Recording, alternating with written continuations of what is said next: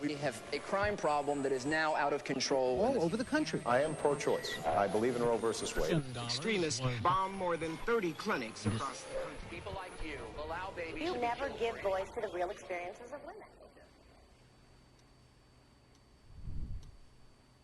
When I started studying crime in the early 1990s, it was roughly at its peak, the highest it had ever been in the United States. And all the experts expected it would go higher and higher. The warnings were everywhere. But then, much to everyone's surprise, something happened.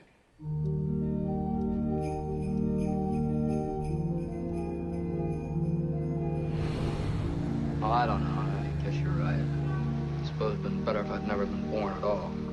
What'd you say? I said I wish I'd never been born.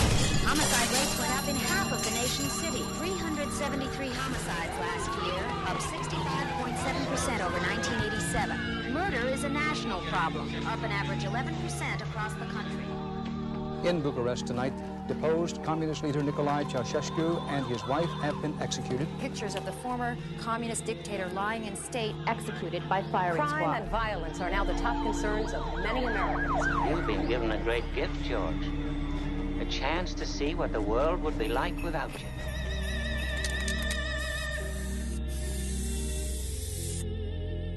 As the 1980s drew to a close, law enforcement experts predicted that the crime wave of the preceding decade would continue to rise.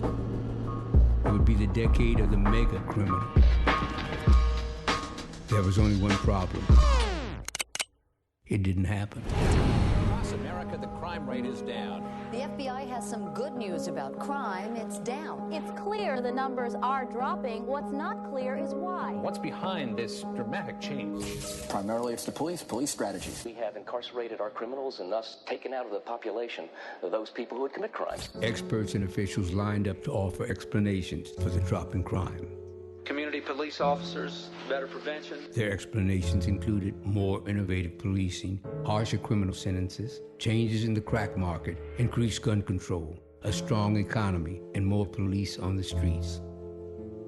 But economist Stephen Levitt examined these explanations, evaluating the most popular ones. When you look at the data carefully, it's just not clear that they really have that impact that people have suspected.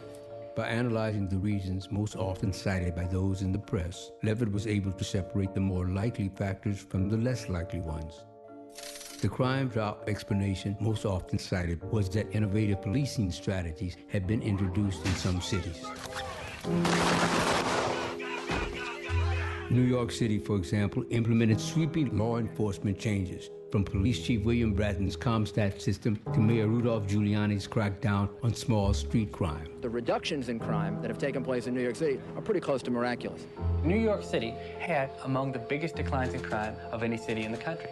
So there's an enormous amount of fanfare given to the strategies of Giuliani and Bratton. But crime fell everywhere. It's hard to find any city in the United States where crime didn't plunge. And also, crime was down 20 to 30% before Giuliani ever took office.